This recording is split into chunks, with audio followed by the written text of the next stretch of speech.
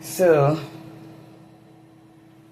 see, it's on my shoulders now. And it's not straightened or anything. If it was straightened, it'd be down somewhere down here, of course, because, it'd be stretching it out, right? And this right here is short. I know my mom gonna see this. You know why? Because, you know what? This been the same length for like 4 months. Well, it's growing. Wait, or is that from behind? Because, it is growing. This was short because permanent. I thought it was going to stay permanent. Oh, good, it's growing. Because I was the dummy that let someone put a hot, what do you call it? Well, it's a RN, like an electric hot RN. And she tried to, I just wanted a bang. And, it's growing. Yay.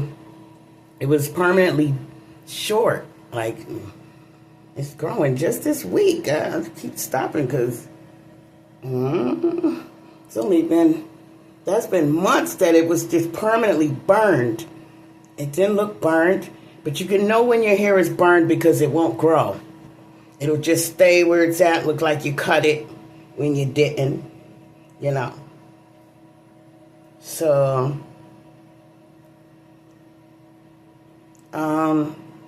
it's growing back though.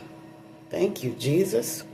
I did condition it with some leave-in conditioner, Mom. I know she's looking at this. She taught me. And when I rinsed it, Mom, I made sure I didn't stop until it started squeaking. Like she taught me. She went to hairdressing school. And when she went to hairdressing school, she used me as a live example. And I'm glad nobody's in my face right now saying, hurry up and say what you gotta say with this TBI. I hate that because then that just messes me up. And I don't want to be around nobody like that. And by the time I catch up, whatever happened is over, and it's usually not good. Not at all. But either way, right now, this is good. So my mom, while she was doing my hair, because it was the day of her test, I believe it was like a test day. And so I was a live example. After, she used wigs to learn. First, I don't know about live people. I wasn't at her school every day.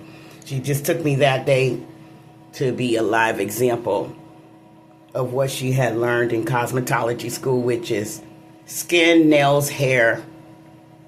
Okay? So she's more than just a beautician. She's more than that. And that's what I learned about skin, nails, and hair. I'll never take away what I learned from my mother and give that credit to anyone else. I'm not going to sit here and say that we had a perfect relationship, because nobody does. Nobody has a perfect relationship but God. That's it. Nothing perfect but God. That's the bottom line. Let's just get that right. And she taught me that your hair needs to breathe sometimes. You just can't keep it braided or tied up or a rubber band up, or you just can't just keep it like that all the time. Well, you can do whatever you want, but it's not healthy. She taught me what was healthy. While she was learning things, I was learning with her. Well, not as much as her because I wasn't there 24/7 at that school. But I learned while she was using me for an example, a live example of what she learned. That day I learned that if your hair is not squeaking when you're rinsing it, it's not clean. And especially, it doesn't matter what you're putting in it. It could be nothing. It could just be grease and water. Or lotion. Sometimes my mom, and that was long before there was any kind of lotion, like the lotion you use, hair lotion. they didn't have hair lotion. And my mom was using Jergens lotion and water, warm water, on my hair. And she trained my hair to be used to that. And it's getting dried out right now. It's kind of dry. So basically, like she told me, you can just use your fingers. And I don't have to use things that harm my hair, like that straightening iron or whatever that was. I think it's like a lot of females use that now. It's bad for my hair. Might be good for theirs. It's not good for mine. I'm glad it's growing back. It wasn't even like that the other day so it grew just since the other day. That's good. Once you get it happy, it'll grow and grow and grow fast. You gotta make it happy, and you have to eat the right food. All of that came with her hair, skin, and nail school. Like the fact that fish, especially salmon, with omega, keeps your hair going. I've heard people say that they weren't cooking fish in their house because they didn't want their house to smell like fish. I don't believe that. Those people are probably dead now. If they hated fish that much, the smell, they're probably dead now. That was 30 years back. And I haven't seen them either, matter of fact. Not that I went looking for them. You should be bumping into people going to the store and stuff. Yeah, my mother, she taught me about that. So I must have did it right, Mom, because my hair is growing on the top where it was messed up. I remember I burnt it before when I was 9 years old while my mother was in school. And I took her curling iron and I put it on the stove and I made me a bang. It was long down to here. It was long you could down. What? You know how you make that braid on it, pull it down? What? When she came home, it was like this one. It was short because that's where the curler stops. And she was mad. Oh, I was mad too. That was damaged for a long time. And as you can see, now I was happy after I actually, while that was happening with my hair, and I told the girl, no, that's enough. I changed my mind. Thank God. Because she was like, no, it's no, because look, and it would have been bald. Now somebody's going to see this and claim I said something wrong, but I didn't say nothing wrong, and I ain't said nobody's name. And so don't act up. Please don't. This is about facts. It's not about bashing anybody.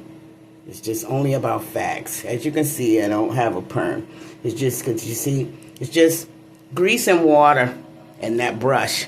Now, if I brush it 150 times like my mom, it will look like straight Indian hair. She was real good at it. But my hands ain't doing that. I'm lucky. I'm blessed that I could comb my hair today. Because if anybody's been paying attention, I ain't touched and combed it for like 5 days. Because my hands was not doing that. Like right now, oh, my hand still looks crippled. And I hate that look. Anyhow,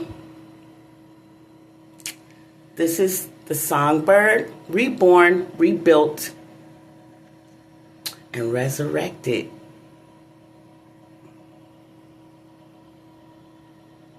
I mean, remember, your hair is alive. It needs to breathe.